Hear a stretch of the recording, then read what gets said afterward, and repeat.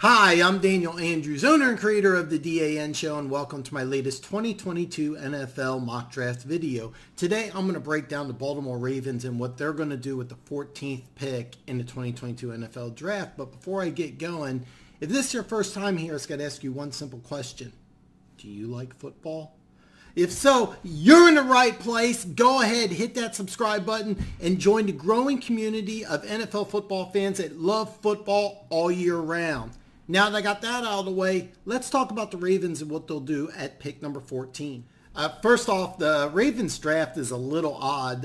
It's normal for rounds 1 and 2. They have 2 picks in rounds 3, but they have 5 picks in round 4, and then no picks in rounds 5 and 7, 1 pick in round 6. Due to the Ravens being active in free agency, I really don't think the Ravens are going to end up with 10 draft picks here. What I see the Ravens doing is being very active in this draft, especially in rounds 2 and 3. It wouldn't surprise me if the Ravens end up with multiple picks in the second and third rounds. I could also see the Ravens trading down from 14 and end up with 2 picks in the first round. They could use some of the draft capital to trade back into the first round. The one thing I will say is that the Ravens traditionally have been active in the draft, but they're not a team to trade up. If anything, I see the Ravens trading down. But when the draft arrives, expect the Ravens to be very active. It wouldn't surprise me if they trade down from 14, but you could also see the Ravens have 2 draft picks in the first round if this happens. The Ravens changed their defensive coordinator. If you don't know the story, Mike Macdonald was the linebackers coach who took over last year as the new defensive coordinator for the Michigan Wolverines and did a really good job there in Michigan. After the season, the Ravens let longtime defensive coordinator Wink Martindale go, and Mike Macdonald replaces him. So he comes back to Baltimore.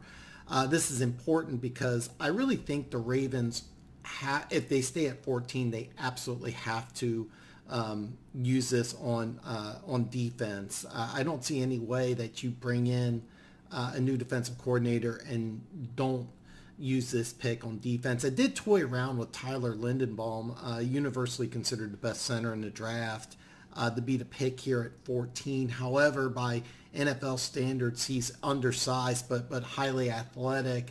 That's kind of the opposite of what the Ravens want in their offensive line. So I decided to pass on offensive line.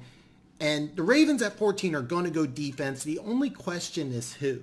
I really thought the pick here could be a Daxton Hill. I mean, you're coming back to Baltimore from Michigan. Why not bring one of your players with you? And Daxton Hill, I was really thinking could be the pick here because he's so versatile. He does a lot of good things. But when you sign Marcus Williams at big time contract, I kind of rule him out. David Ojabo is somebody I could really see the Ravens targeting, but after the injury, I don't see him at 14. Like I said before, I could see the Ravens get very creative in trading back into round 1 or trading down. It wouldn't surprise me if David Ojabo is drafted by the Ravens, but not here at 14. So when I started looking at the Ravens draft, I'm thinking secondary. Trent McDuffie really stands out. This is a guy who would be a special teams demon, day 1 slot corner, and eventually he would be the starter on the outside. You could also go with Andrew Booth, a little bigger, more of an athlete. This wouldn't be a day 1 starter where McDuffie would be the day 1 slot guy and a special teams nightmare. Personally, if you go with either one of these guys, McDuffie's a hardball type of player, but I really think the Ravens attack the front 7 here. Before the start of the 2021 season, the Ravens signed one of my all-time favorite players in Justin Houston, and he played lights out, and he was signed on a 1-year deal. I don't think the Ravens are going to re-sign him, but I think the Ravens are going to use Titus Bowser and last year's first-round pick, Odafe Owa, as their starting outside linebackers. And I bring this up because in a lot of mock drafts, Trayvon Walker is long gone, and here at 14, he is still available. In my original pick, the Atlanta Falcons went with Jermaine Johnson, but since they traded for Matt Ryan, I think they go in a different direction.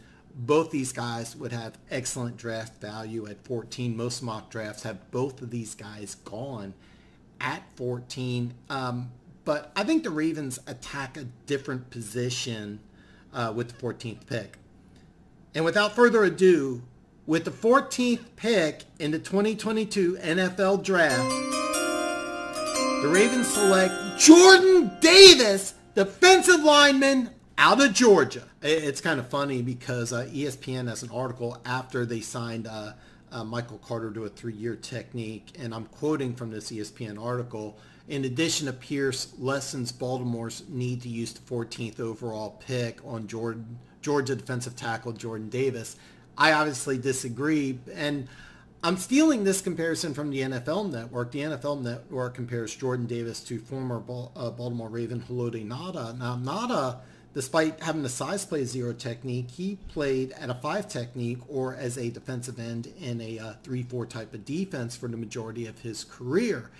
See, Jordan Davis replaces future Hall of Famer Calais Campbell on this defensive front. Now, if the Ravens re-sign Calais Campbell, which I think it won't happen, but if it does happen, I could see the Ravens then going Trent McDuffie, who's my second choice here.